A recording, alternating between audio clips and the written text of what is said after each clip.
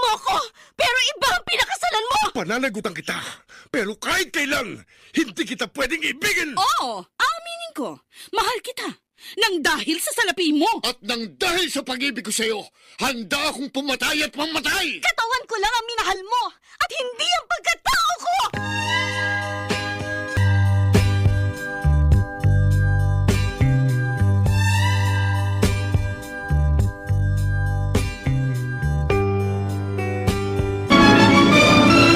Laging karugtong na ngayon ang nakaraan.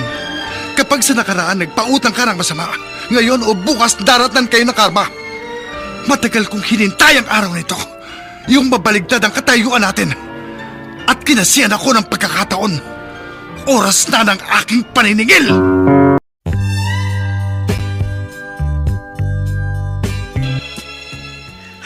Aling Aurora, pwede ho bang makautang ng 1 kilong bigas at isang maliit na latang sardinas? Ay nako, hindi na ako nagpapautang dito sa tindahan ko, Rolito. Sige na naman ho, babayaran ko rin ho agad pag nakadilihensya ako. Saan ka nga magdidilihensya? Wala ka naman trabaho.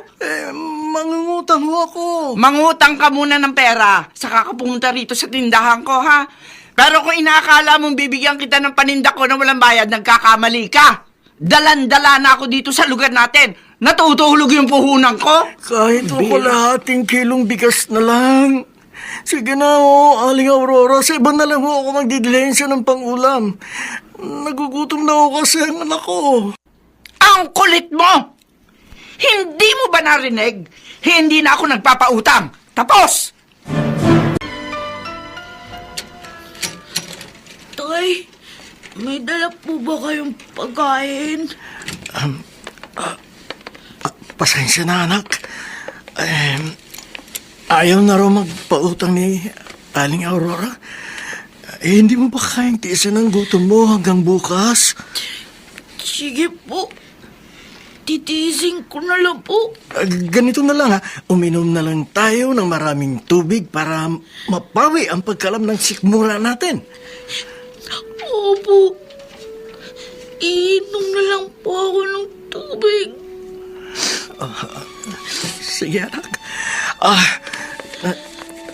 Dito ka lang ha. Aalis uli ako. Ay, saan po kayo pupunta? Basta dito ka lang, pangako. Pangako, anak. Pagbalik ko, may dala na akong pagkain natin.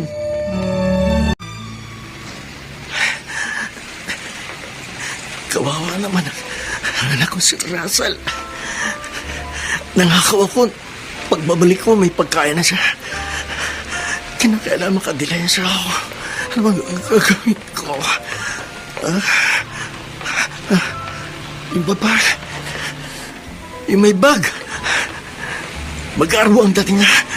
Siya na lang ang bibiktimahin ko. Diyos ko, patawarin mo po kasi gagawin kong ito, pero wala na akong magagawa. Ayaw ko pong maggutom ang anak ko. Akin ang bag mo! Bitiwan mo ako! Snatcher! Snatcher!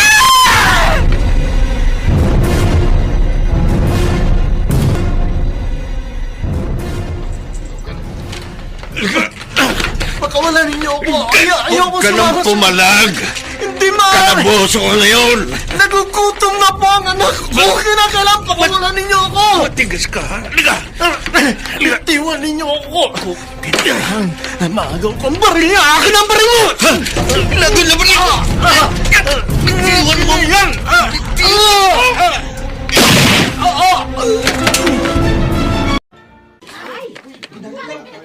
Arturo?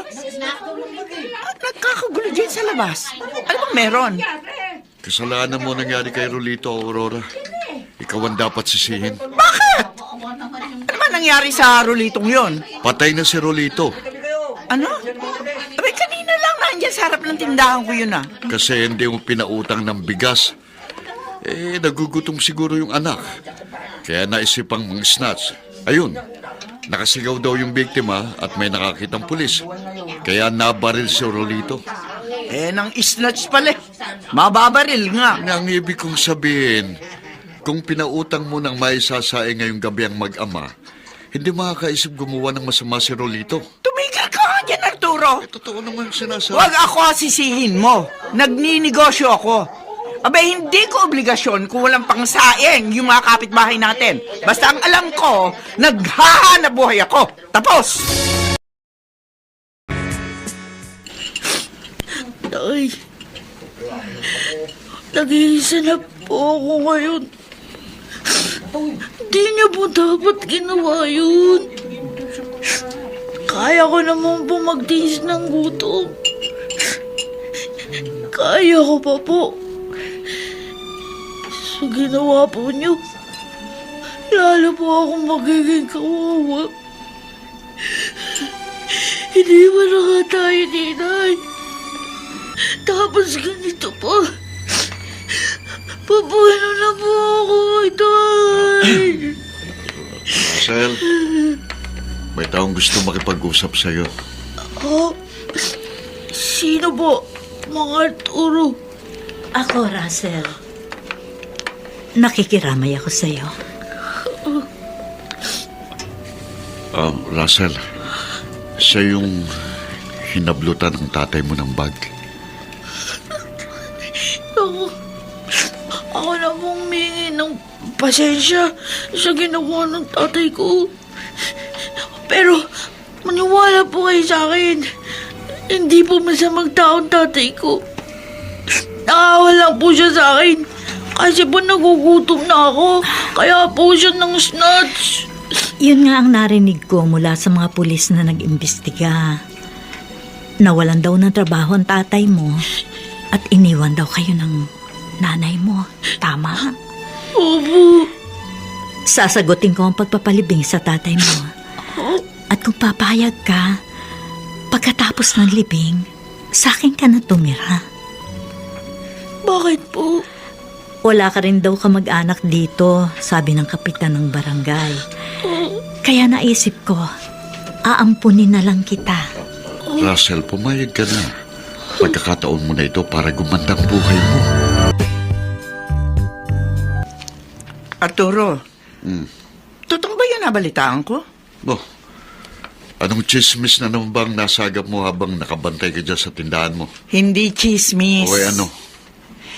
Usap-usapan dyan, may mag-aampun daw kay Russell.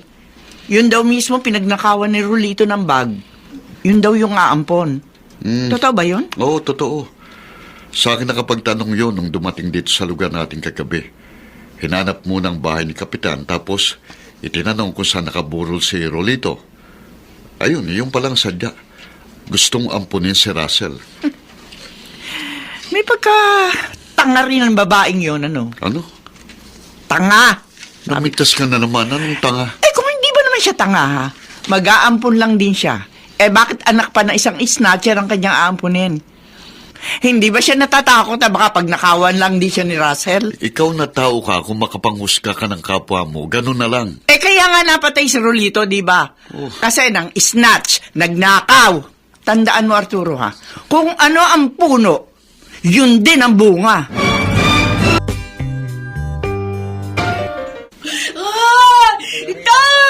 Itay ko! Russell, huwag mo nang yakapin ang ataulang tatay mo. Halika, hayaan mo na maipasok nila sa nicho. Iniwan na nga ako ng nanay ko. Tapos kayo naman, kaya na rin, Tay! Itay ko! Pagkatapos nitong libing, isasama na kita sa amin. Tana, ha? Kahit maaga kang naiwan ng tatay mo, narito naman ako. Ituturing kitang parang tunay na anak. Malalangkot pa rin ako. Kasi wala na yung tatay ko. Russell. Mabait ang tatay ko. Itay ko!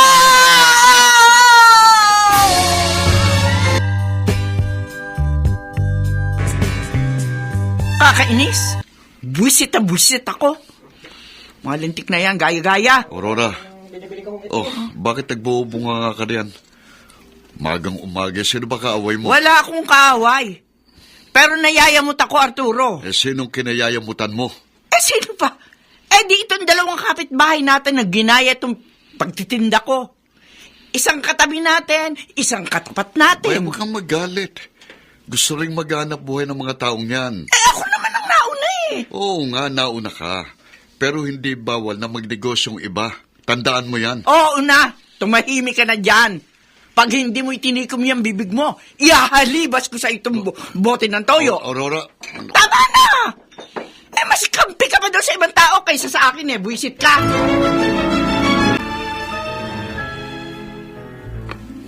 Russell!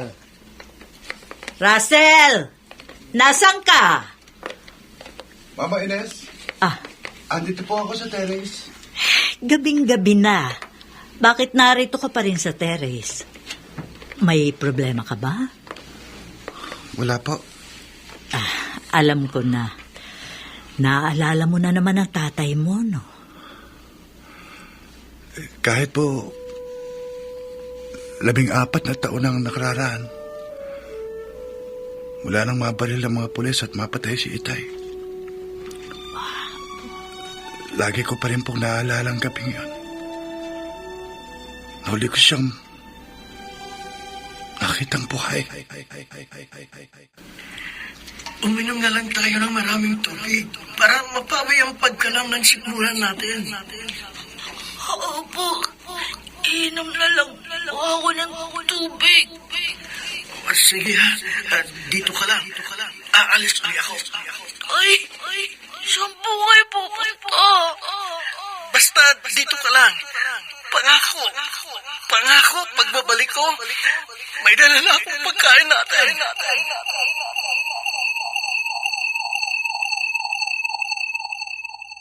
Tapos nga, di na siya nakabalik. Makita ko siya ulit, nasa kabaong. Tama na. Tahan na. Matagal na yun. Hindi mo na dapat na inaalala pa. Sa isang banda naman po, nakilala ko kayo. Inampunin niyo ko. Nang gabing yun, pambili lang ng 1 kilong bigas ang gustong hanapin ng tatay ko. Pero nang mapatay siya ng mga pulis, parang inihatid niya ako sa poder ng isang taong may malaking bodega ng bigas. Ganon ang buhay, Russell. Sometimes, it's full of ironies. Ng mga kabalintunaan.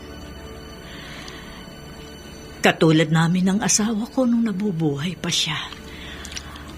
Pangarap namin na magkaroon ng maraming anak. Kasi nga, may maunlad nga kaming negosyo ng bigas.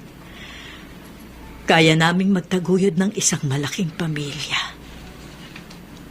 Pero hindi kami nagkaanak. Kaya naisip niyo akong ampunin. Oo. Isa pa naawa ako sa iyo na marinig ko ang kwento ng mga pulis. Nang snatcher nga araw na ng hablot ng bag ko, hindi naman talaga dating snatcher. Pero yun pong naiwang tatak sa katauhan ng tatay ko. Na masama siyang tao. Hindi na dapat inaalalang masamang bagay na nagawa ng isang patay na. Ikaw ang higit na nakakakilala sa kanya. Alalahanin mo na lamang siya bilang isang mapagmahal na ama.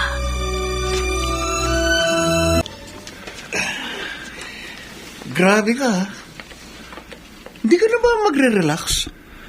Laging subsob ang ulo mo sa mga libro, eh. Saka ng relaxation. Kailangan pagbutihin ko ang pag-aaral ko, JC. Dean's Lister ka na nga, eh. Ano pa ba ang habol mo? Hindi sikreto sa iyong buhay ko. Inampun lang ako ni Mama Ines.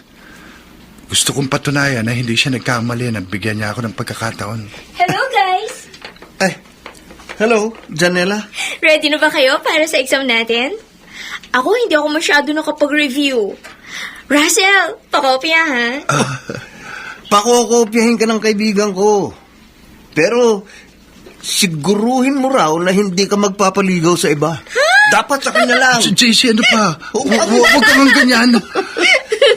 JC, praningki. Hindi ako praning tol. Sinasabi ko lang kung anong obserbasyon ko. Obvious naman eh.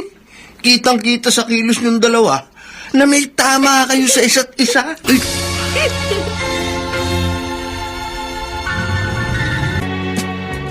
Oh, ikarga na ang mga yan sa close van. Sa Valenzuela ang deliver niyan, ha? At yung 200 sako naman sa Cavite. Opo, Ma'am Ines. Sige. Russell, bakit nagpunta ka dito sa bodega natin ng bigas? Wala ka bang klase? Special holiday po, di ba? Kaya mag-a-assist ako dito sa inyo para maging magaan naman ang trabaho nyo. Ay, nako. O kaya po, mas mabuti kung umuwi na lang kayo sa bahay at magpahinga. Ako na lang po bahala rito. Medyo masama nga ang pakiramdam ko kanina. Ayun, Eh. tamang-tama po. Magpahinga na lang kayo. Kabisado ko naman po ang mga trabaho rito. Sige, salamat. Kilala mo rin naman ang mga suki natin eh. Tatawag lang naman ng mga yon at sasabihin kung ilang sakong bigas ang kanilang o-orderin. Opo, alam ko na po yun. Sige po, magpahinga na kayo. Napakasungit niya naman. Talagang masungit ako sa katulad mong balasubas. Ha? Nangako ka magbabayad ng sweldo mo. O ano, nagbayad ka ba? Babayaran ko rin naman kayo. Akala nyo naman susupain eh. Ha? Diyan na nga kayo, matandang swapa. Hoy! Maswapang ka, gaga! Kinain nyo na! Dinumin nyo na! Ayaw nyo bang bayaran? Aurora, Hindi tama kayo. na yan. Ay, nakaya! Ikaw, Tama na. Arthur! Ikaw ang tumigil! Ako na nga itong binalasubas eh. Ako pa pagsasabihan mo. Halos lahat ng kapitbahay natin dito sa squatter nakaaway mo na. Ano ngayon? Noon ko pa sinasabi sa'yo, kapag may tindahan ka, dapat mahabang pasensya mo. Kahit mahaba ang pasensya mo, masasagad ka pa rin pag hindi ka binabayaran ng utang. Ako. Nung wala silang lalamunin, o ano, tumakbo sila dito sa tindahan ko. Tapos, hindi naman nila ako binabayaran. Mula pa noon hanggang ngayon, hindi ka na nagbago. Lahat gusto mo daanin sa galit, sa sigaw. Nakalimutan mo na ba ang nangyari kay Rolito? Yung nang snatch dahil hindi mo pinautang ng bigas. Ay, nakawala akong pakialam. Hindi pwedeng wala kang pakialam.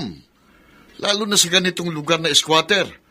Dito, dapat marunong kang magsama. Sila ang dapat makisama sa akin dahil ako ang may perang ipauutang sa kanila. Pinagmalaki mo na naman ang pera mo. Hoy, Aurora, huwag kang masyadong mapangmata. Eh? Baka makarma ka. Sa isang iglap, pwedeng mawalang lahat ang kwartang ipinagyayabang mo. Tandaan mo yan!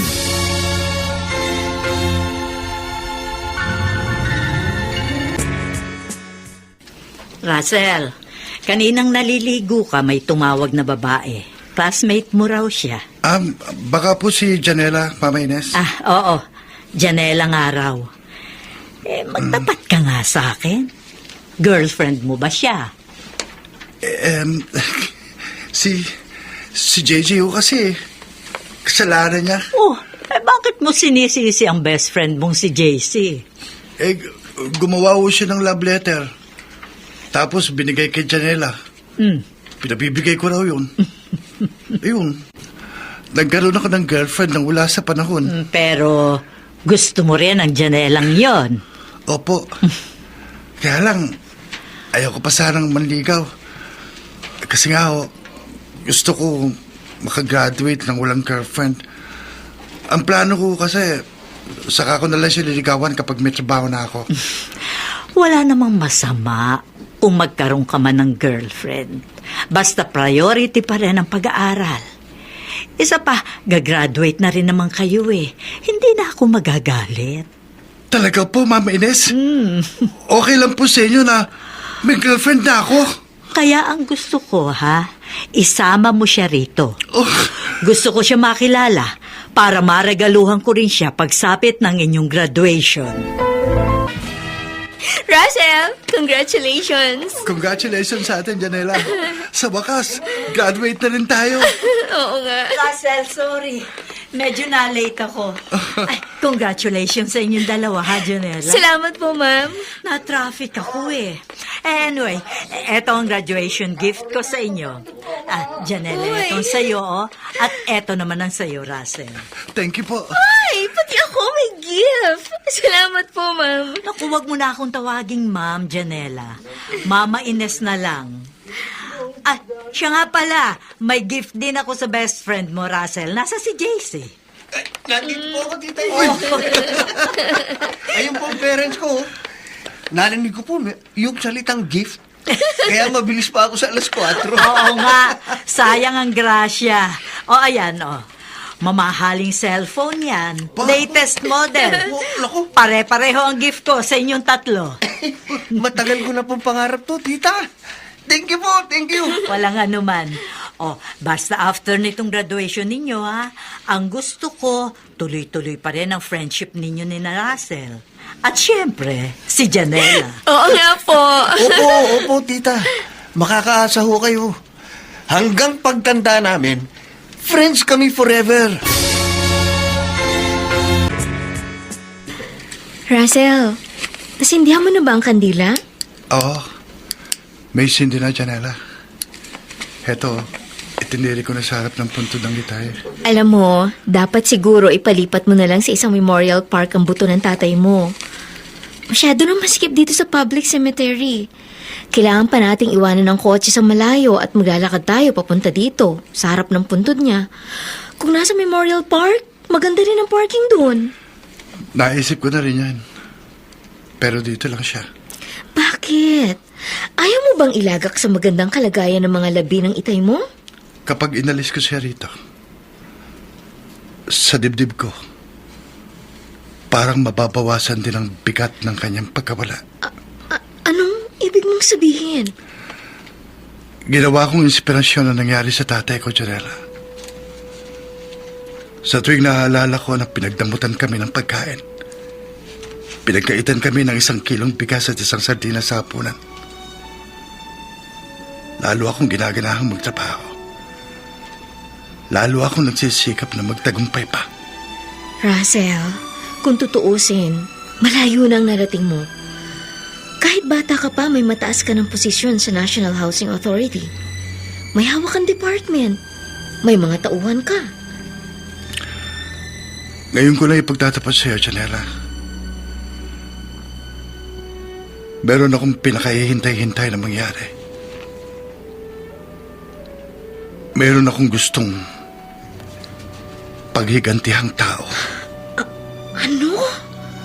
May plano kang pumatay ng tao? Hindi yun ang ibig ko sabihin. Pero hinihintay kong mademolish ang squatter sa area na pinanggalingan ko. Bakit? Kapag nademolish ang lugar na yun, magkakaroon ako ng pagkakataong magantihan ang taong nagdamot sa amin noon. Gusto kong ipamukha sa kanyang pag-ikot ng gulong ng buhay.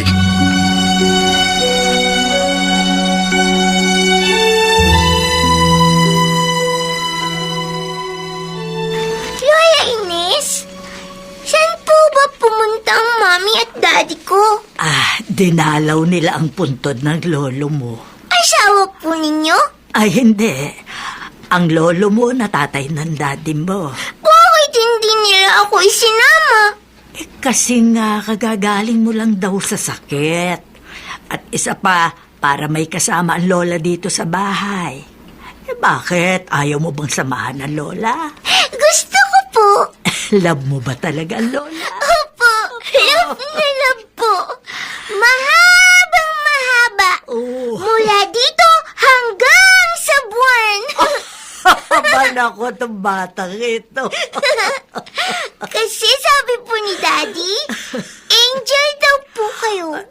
Sinabi yun ng daddy mo? Opo, kayo raw po ang pinakamabait na tao sa buong mundo. Muli po ay nananawagan kami para ipaalam sa inyong lahat na ang lugar na ito po ay pribado. Mayroon na pong court order na nag-uutos na paalisin ang lahat ng nakatira sa squatters area na ito.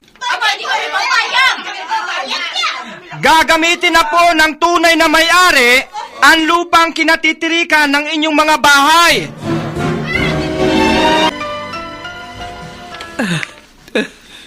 Ba't umiyak ka na kagad dyan? Iniisip mo ba yung panawagan ng taga-gobyerno na pinaalis na tayo rito? Oo, Arturo. Dito na nga tayo tumanda. Dito na pumuti yung buhok natin. Saka pa tayo paalisin. Kasi nga, hindi naman talaga sa atin itong lupa. Kung talagang merong may-ari, bakit pinatagal ng ganong katagal bago tayo binigyan ng abiso? Noon pa naman natin alamin, di ba? May kasong lupaing ito na pinabugaran ng mga squatter. Siguro, natagalan sa korte. At ngayong may resolusyon na, yan na. Hiningi na ng may-aring tulong ng gobyerno para paalasin tayo rito. Ibig mong sabihin, sigurado madidemolis tayo rito? Yun ang usap-usapan dyan sa labasan. Basta na lamang ba tayo papayag na mapaalis dito? Dapat ipaglaban natin ang ating karapatan. Kung may karapatan ng mga squatter, may karapatan din ang tunay na may-ari ng lupa, Aurora. Bibigyan daw naman tayo ng malilipatan. Nakikipagpulong na raw ang local government na nakasasakop sa atin sa National Housing Authority. Wala kayang palakasan doon. Gaya nga ng sabi mo, dito na pumuti ang buhok natin. Bago mabigyan ng iba, tiyak, isa tayo sa mga unang mapagkakalooban ng pabahay. Hello? Oo. Oo, natatandaan na kita. Ikaw yung rice dealer na kumukuha ng bigas dito sa bodega ko. Ha? Magbabawas ka ng 50 sako sa buwan ng in-order mo. Bakit? May mga suki kang malalaking tindahan dyan sa squatter na magsasara. Bakit naman magsasara? Ano? Nakatakdang i-demolish ang lugar nila? Naku, kawawa naman ang mga taong yun, ano? Sige, hindi bale. Huwag kang mag-alala. Makakakita ka pa naman ng ibang magiging suki mo. Sige, bye. Mama Ines? Ha? Narinig ko yung pakikipag-usap niyo sa isang rice dealer natin. May i-demolish daw na squatters area? Oo, Janela. Kawawa naman yung mga tao. May naikwento rin po sa akin si Russell. Malapit lang dito yung malaking squatters area na nakatakdang i-demolish. Kung sa bagay, ito naman kasing mga squatters na ito. Basta tirik na lang ng tirik sa lupang hindi naman sa kanila. At pag pinaalis na, sila pa matatapang. Di ba nga po, yung isang demolition na nangyari noon sa Taguig, nagkabatuhan, nagkagulo, at may napatay pa. Ay, naku, mabuti na lang meron tayong konting kabuhayan. Hindi natin naranasang tumira sa squatter.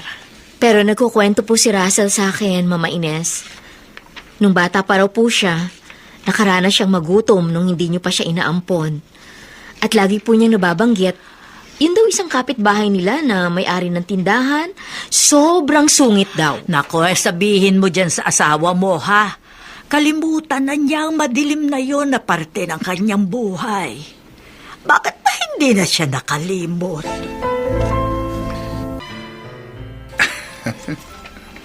Pare Russell, ba't nangingiti ka mag-isa? Nagbabasa ako ng news dito sa computer, para. Napangiti ka. Ibig sabihin, may good news. Para sa akin, good news ito. Tingnan mo. Basahin mo. Ha? Isang malawak na squatters area nakatakdang i-demolish. Mga residente nagpo-protesta. Anong good news dito, Tol? Pare, ang tinutukoy na lugar sa balitang yan, diyan ako galing. Ha? Sinabi ko naman siya, di ba? Inampun lang ako ni Mama Ines.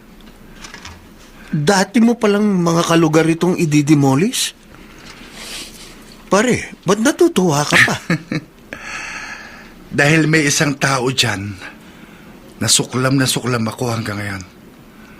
At kapag natuloy ang demolition, tiyak dadaan dito sa opisina natin ang mga papel ng mga tao yan. nabibigyan ng pabahay. Pare, matagal kong hinintay ang pagkakataong ito. Huh? Gagantihan ko siya. Ay, ako na maghuhugas ng pinagkainan natin. Nakita ko parang tinatamad ka. Eh, may smart dishwashing gel pa ba tayo? Meron pa. Andyan lang, oh. Ito pala. Eh, bakit ba parang problemado ka? Sinong hindi mo problema? Malapit na tayo mapalayas dito, Arturo. Gigibain na itong bahay natin. Kahit ganito lang itong bahay na ito, pinaghirapan naman nating ipundar to. Dito lahat napunta yung kinita natin sa ating pagtatrabaho. Hayang ka na naman. Nasama talaga ang loob ko. At saka mabigyan man tayo ng bahay sa relocation site. Ano magiging hanap buhay natin doon? Isa pa, Arturo, ang layo nun. Balita ko, sa Baras daw tayo i-relocate. Kita mo na.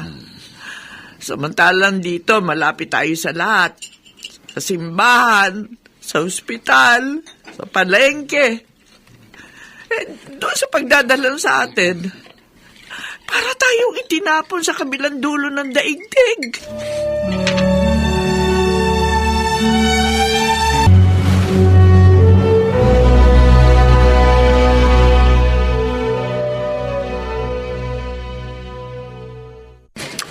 Nakikiusap po kami! Huwag na po kayong manlaban pa! Magkakasakitan lang po tayo nito eh! Nakita nyo naman ho! Armado po kami ng court order! Kaya may backup din po kami mga pulis!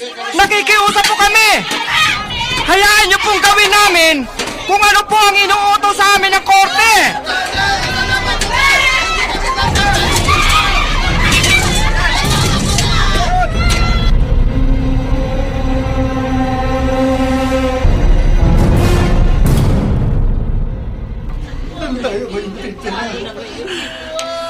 Wala na tayong bahay, Arturo.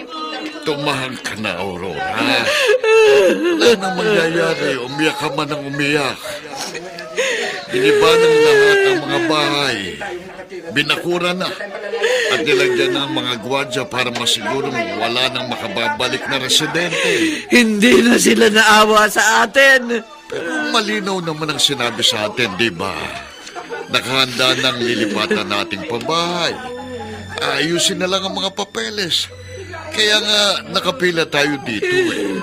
May mga tauhan ng gobyerno na narito. Ang dami ng mga dinimolis.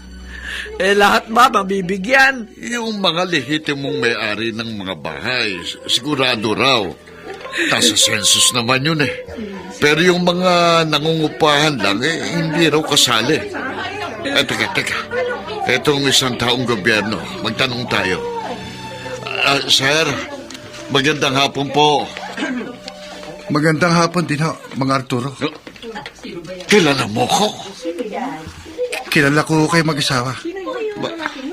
Hinding-hindi ko makakalimutan ang mukha ng asawa ninyo. Si Aling Aurora. Aba, sino ka ba ha? Bakit kilala mo kami? Ako si Russell, Russell? ang anak ni Rolito. Yung kapitbahay ninyo na tinanggihan ninyong pautangin ng 1 kilong bigas at 1 latang sardinas. Sino mag-aakala, ano po? Pagkalipas ng mahigit 20 taon, nagkruso ulit ang landas natin.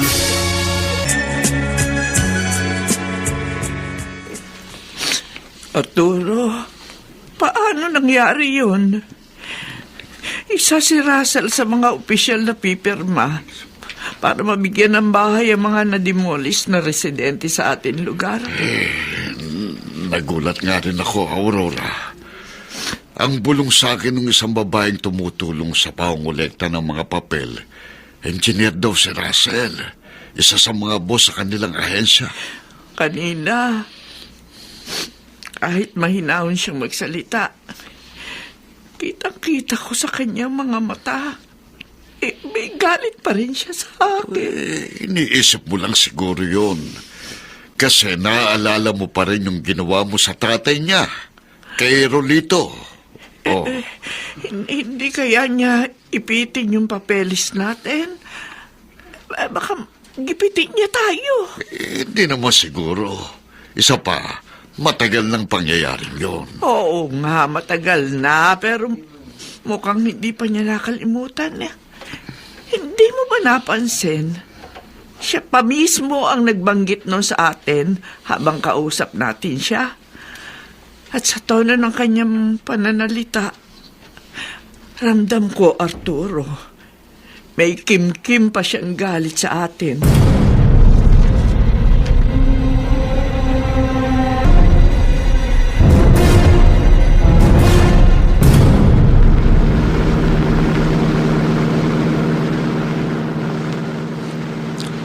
Gulat na gulat sila mga Arturo at Aling Aurora nang magpakilala ako sa kanila. Hindi nila akalain na sa ganitong pagkakataon pa muling magkukurso ang landas namin. At baligtad na ngayon ang sitwasyon. Kung noon kaming lumalapit sa kanila, ngayon sila naman ang kailangan lumapit sa akin.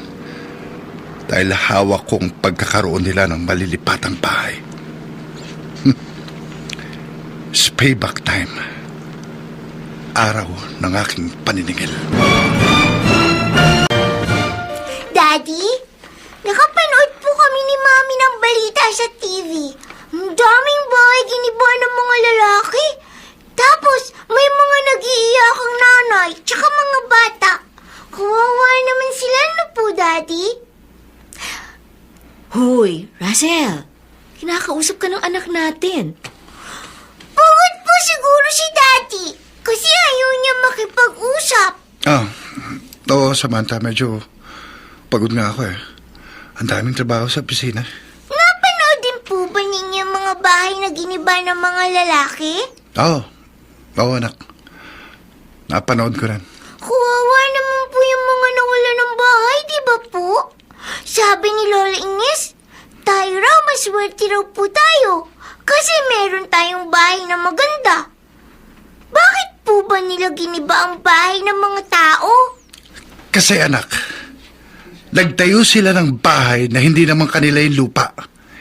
Yung lupa gagamitin na ng talagang may-ari. Kaya pinaalis na sila. At saka hindi puro kawawa ang mga naninirahan sa ganung lugar. May mga tao ron na nakaluwag lang ng konti. Akala mo kung sino na. Kaya dapat lang yun sa kanila. Sige, mauna na ako sa kwarto. Gusto ko na magpahinga. Ay, bakit parang biglang nagalit si Daddy, Mommy? Anak, pagod lang yun. Sige na. Pumasok ka na rin sa kwarto mo. Matulog ka na rin. Aurora, tama kaya itong ating gagawin? Pinuntahan natin itong opisina ni Russell. May kailangan na natin siya makausap ng personal, Arturo. Lahat ng ating kapitbahay nakalipat na sa relocation site ay binigay ng gobyerno. Bakit napag-iwanan tayo? O ayan, narito na tayo. Ito ang pintuang itinuro nung napagtanungan natin. Kumato ka na.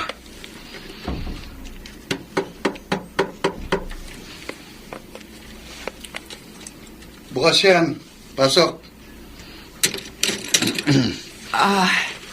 Magandang umaga sa iyo, Russell. Kayo pala, Aling Aurora. Pero pakiusap po. Hindi na ho ako patay gutom na kapitbahay ninyo noon sa squatter. Matuto kayong rumispeto sa kausap ninyo. I-address niyo ako kung anong titulo ko. Ayan o. Nakasulat sa nameplate na nasa ibabaw ng table. Pasensya na ho, Engineer Russell. Hindi ko na kayo aanyayahang maupo. Kasi hindi ako pwede magtagal dahil may importante akong gagawin. Ngayon, ano ang kailangan nyo? Mangyari po, engineer. Kuwan po, lahat ho ng kapitbahay namin na na-demolish, nakalipat na sa relocation site. Nabigyan na ng libreng bahay kapalit ng bahay namin na na-demolish sa squatter. Bakit ho kami naiwan? Wala ho kayo sa listahan ng mga bibigyan ng libreng bahay sa relocation site. Oo. Anong wala kami sa listahan? Hindi ba ari yun? Isa kami sa mga unang inilista ng mga tauhan nyo na magbahay-bahay sila. Wala ho ako nakita ng papeles nyo. Wala ako napipirmahan. Baka naman ho hindi talaga kayo residente sa lugar na dinemolish. Ano? Baka isa kayo sa mga fake claimant. O baka naman miyembro kayo ng isang grupo na ang trabaho ay manloko sa mga ahensya ng gobyerno. Huwag mo kaming pagbintangan ng ganyan. Aurora. Hindi kami manluloko. Hindi namin gawain yan. Ako, kami ng asawa ko, hindi kami masamang tao. Kayo? Hindi kayo masamang tao? Narinig niyo bang sarili niyo, Aling Aurora? Kahit minsan, wala kaming inargabyadong tao. Nakalimutan niyo na ba?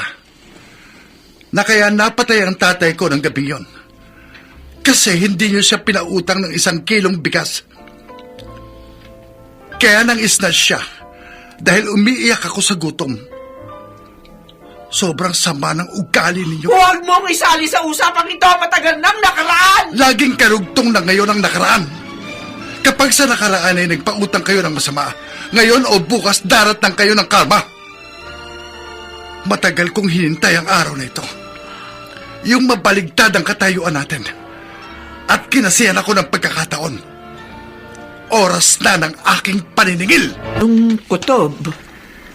Kinabahan na agad ako nang malaman kong dadaan sa opisina ni Russell ang mga aplikasyon para mapasama sa mga benepisyaryong mabibigyan ng libreng pabahay. Pero may papeles tayo. Wala tayong magagawa. Pwede niyang ipitin ang papeles natin. Sa posisyon niya ngayon, kayang-kaya niyang ipabura sa kanilang computer ang pangalan natin. Ang sama naman niya. Marami kang ipinautang na masama, Aurora. Ngayon, inaani na natin ang bunga ng mga ginawa mo. Aurora, nagkape na ako. May mainit ng tubig sa termos kung gusto mong magkape. Ako alis na. Saan ba ang punta mo? Kahit kolorum ang tricycle ko, babiyahe ko para kumita naman ako kahit konti. Para magka-income naman tayo.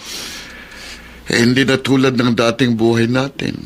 Noon, pagising natin, magbukas lang tayo ng tindahan, kikita na tayo. Wala na tayong tindahan ngayon. Nangungupahan pa tayo nitong maliit na kwartong ito. Hindi hinarang ni Russell ang papeles natin. May maayos din sana tayong bahay sa relocation site. Ay ko, tanggapin na lang natin. Ganun talaga. Sinong mag-aakalang ang anak ng taong noon pinagkaitan mo ng tulong? Ay siya pang magkakaroon ng posisyon sa ahensyang mag-aasikaso ng mga papeles natin. Bakit sinapong batok mo? Kasi kahapon pa ito kumikirot Saka parang hinihingal ako ng isang araw pa. Regular mo bang iniinom ang gamot mo sa high blood? Oo. Tensyonado ka kasi nitong mga nakaraang araw. O siya, dito ka muna. Sasamantalayin ko habang maaga pa. Wala pang mga nanguhuli ng kolorum pag ganitong oras, ha? Arturo, sandali. Bakit? Pwede bang dumaan ka sa butika? Ibili mo ako ng gamot sa high blood. Alam mo naman yung gamot, di ba? Oo, sige. Tutuloy na ako. Dati, ang luwag namin sa buhay. Dati, malaki ang bahay namin. Pero, eto kami ngayong mag-asawa. Nagtitiis sa kakapiranggot na paupahang ito. Buti na lang. At kahit papaano may naipundar kaming tricycle. kahit kolorum. Pasingit-singit na nakapamamasada si Arturo.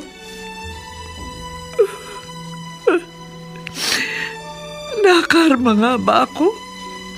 Dahil masama ang aking ugali. Mama Ines, aalis na po kami ng apo nyo. Magko-commute na lang ba kayong mag-ina, Janela? Ay, marunong ka naman mag-drive. Bakit hindi mo gamitin ang kotse ko? Narito lang naman ako sa bigasan. Hindi na po. Nakaka-stress mag-drive pag matraffic. Magta-taxi na lang po kami. Siya, sige. Bye-bye, Lola Ines! Babay, Apo. Siya nga pala, Janela. Mamaya, pag pauwi na kayo galing sa mall, tawagan mo na lang si Russell at magpasundo kayo. Mama Ines, hindi ba nga po? Kaya kami pupunta sa mall ay para ibili ng birthday gift si Russell. Pag tinawagan ko siya, di mabibisto ang surprise gift. Oo nga pala.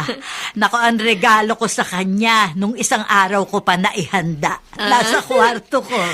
Sige po, tutuloy na po kami. Sige. Bye po, Lola! See you po sa house! Sige, Apo. See you mamaya. Mag-ingat kayong dalawa. Nasa drawer ko mga papeles ng mag-asawang Aurora at Arturo. Alam ko mali ang ginawa kong pagkaitan sila ng lehitimong tulong mula sa gobyerno na magkaroon ng sariling bahay pagkatapos silang ma-demolish sa squatters area. Kompleto ang kanilang mga papeles. Qualified talaga sila sa libreng pabahay. Pero hindi ko makalimutan ang ginawa nila sa amin. Hindi makakaisip mga agaw ang tatay ko kung may pagkain lang kami ng gabing yun. Kasalanan niyo, Aling Aurora. Kasalanan niyo. Mommy? Bart, ang taxi driver na yun. Bakit bigla niya tayong pinababa? Oo nga, anak. Bakit ba siya nagalit sa atin? Pinansin ko kasi ang metro ng kanyang taxi. Hindi niya nireset. Kaya sisingilin din niya sa atin yung naging metro ng huli niyang pasahero. Abae nang bistuhin ko, nagalit. Halika na, anak. Tumawid na lang tayo sa kabila. Anak, umiwas ka!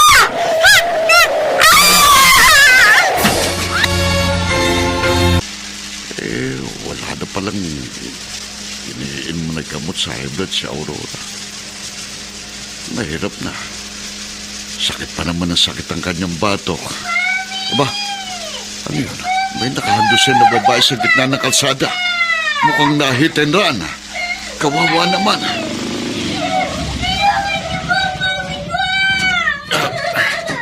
Ineng, ano nangyari? Nabugo po! Tapos po, mabilis po! Hindi po huminto yung nakabunggo! Tulungan niyo po, Mami! Sige, tutulungan ko, mami mo. Halika. Sumakay ka na rin dito sa tricycle ko. Diyan ka sa likuran ko. Kakapit ka mabuti, ha? Dito ko naman isasakay ang mami mo sa loob ng sidecar. Dito. Yan. Tayo na.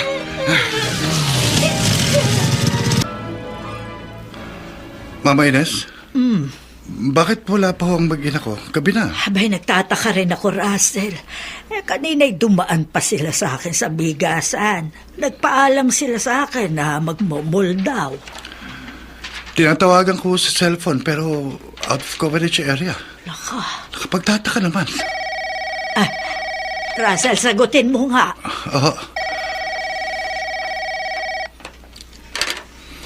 Hello? Ito nga. Yes, ako yon. Ako, mister niya. Hospital? Bakit? Ano nangyari? Na-aksidente ang asawa ko? Ano? Kumusta na siya? Oo. Pupunta kagad ako dyan. Bye. Russell, ano nangyari? Sino yung tumawag? Nung staff sa ospital ang tumawag, na-aksidente raw si Janela. Ano? Ang apo ko! Kumusta si Samantha? Wala akong sinabi tungkol sa apo nyo. Tayo na ho. Puntahan kaagad natin sila sa ospital. Ano ka ba naman, Arturo? Pinabili lang kita ng gamot ko sa high blood. Inaabot ka na ng siyam-siyam. Pasensya ka na, Aurora. Huwag ka kagad magalit. May tinulungan kasi kong biktima ng hit and run. Mas inuna mo pa yung ibang tao kaysa sa akin. Papaano kung na-stroke na pala ako dito? Emergency nga. Nakakita ako ng isang babaeng nakahandusay sa gitna ng kalsada at may batang babaeng umiiyak, humihingi ng tulong. Dapat iba ang tumulong, hindi ikaw. Tignan mo yung ugali mo. May sakit din ako Aurora, pwede ba magbago na tayo? Nakarma na nga tayo, hindi ba?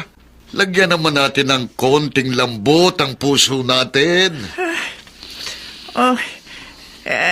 Ano nang nangyari doon sa babaeng inihatid mo sa ospital? Hindi ko alam.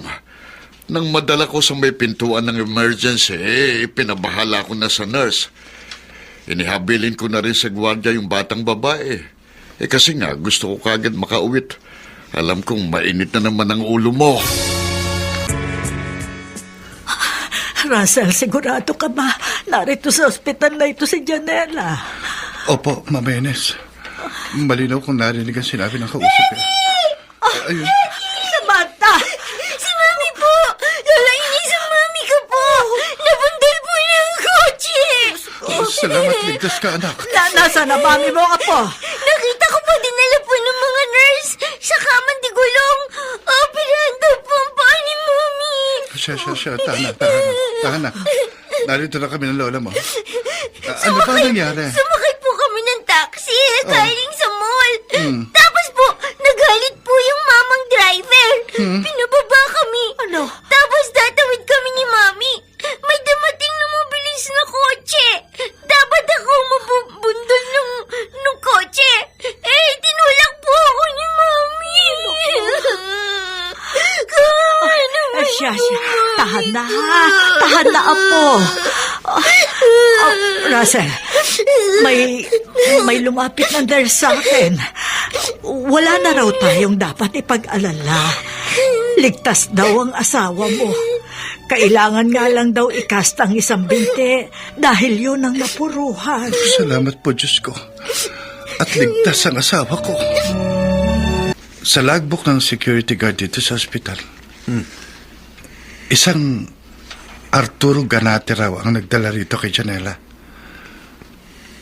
At ang address na nakasulat sa logbook ng guard, yung address ng dating Scottish area na dinemolish. Yung dating lugar nyo? Oo. Naguguluhan ako eh. Ba't ka naguguluhan?